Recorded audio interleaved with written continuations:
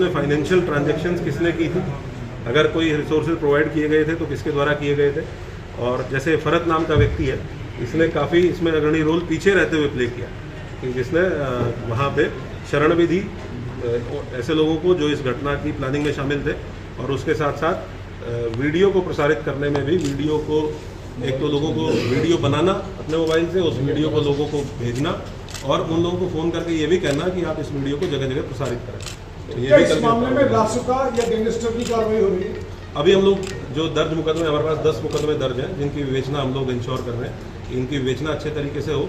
जितने अभियुक्त सामने आ रहे हैं वो जेल भेजे जाए, उसके बाद जो भी विधिक प्रावधानों के अंतर्गत पॉसिबिलिटी होगी उसकी पर कार्रवाई की जाए। सर, बाहर के जो लोग थे जैसे आपने बताया था, क्या उसके ऊपर कुछ डेटा मिल पाया है, कितने लोग बाहर से आए थे इस भीड़ में शामिल थे? हम लोगों के पास इंटेलिजेंस से भी इनपुट है, हम लोग के जो अपने एसओजी सर्वेलेंस टीमें होती हैं उनसे भी इनपुट है। कुछ लोग हमने आइडेंटिफाई किए हैं बाहर के लोग जो मौके पे इस घटना में उस भीड़ में शामिल थे।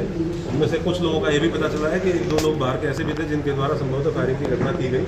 उनके लिए हम लोग और डीपली इन्वेस्टिगेट कर रहे हैं और बातचीत कर रहे हैं। अगर दूसरे जनपद से भी सहायता की आवश्यकता होगी तो वहाँ की पुलिस से भी संपर्क करके उनकी भी सहायता लेकर हम लोग इनको गिरफ्तार करें। और कितना मोटा अमाउंट होगा लोगों का जो संख्या इकट्ठा होगी?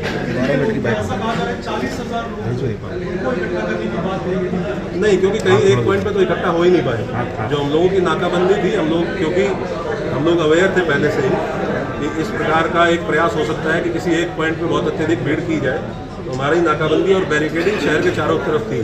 इसलिए आपने देखा होगा कि शहर के किसी भी पॉइंट पे, सिंगल पॉइंट पे भीड़ को मर्ज नहीं करने दिया गया।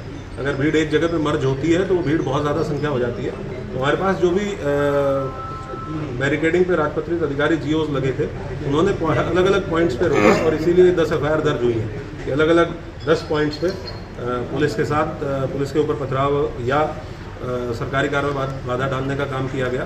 तो इसीलिए इन 10 पॉइंट्स पे एफआईआर हुई है। सिंगल पॉइंट कोई ऐसा नहीं था जब पूरी भीड़ को मर्ज करने को अलाउ करने दिया गया। और हम लोगों को ये बिल्कुल, हम लोग दृढ़ संकल्पित थे कि किसी भी कंडीशन में इस भीड़ को हम किसी सेंट्रल पॉइंट पे, चाहे वो इस्लामिया ग्राउंड हो चाहे कोई और अन्य पॉइंट हो, हम सेंट्रल पॉइंट पे इस भीड़ को नहीं पहुंचने देंगे। सर, क्या इन्वेस्टिगेशन में ये भी निकल के सामने है पुलिस को टारगेट किया गया था? पुलिस के जो लोग घायल हुए हैं, क्या क्योंकि जो एफआईआर है उसमें इस बात का मेंशन है कि पुलिस के ऊपर जब पुलिस ने रोका था और पुलिस को उन्होंने कहा था कि तुम लोग पीछे हट जाओ और तुम्हारे बहुत बुलाओ, तो क्या पुलिस को टारगेट करने का इन्होंने प्लान किया था?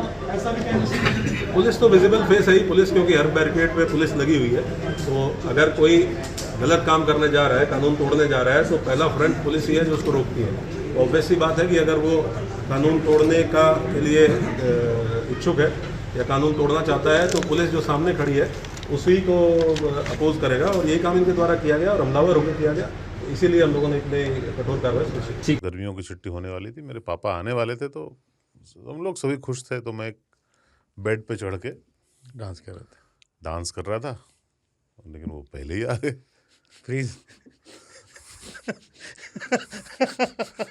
तो मैं उस समय तो कंटिन्यू नहीं कर सकता था ना, तो फ्रीज फ्रेम टाइप का हो गया। कसम पैदा कर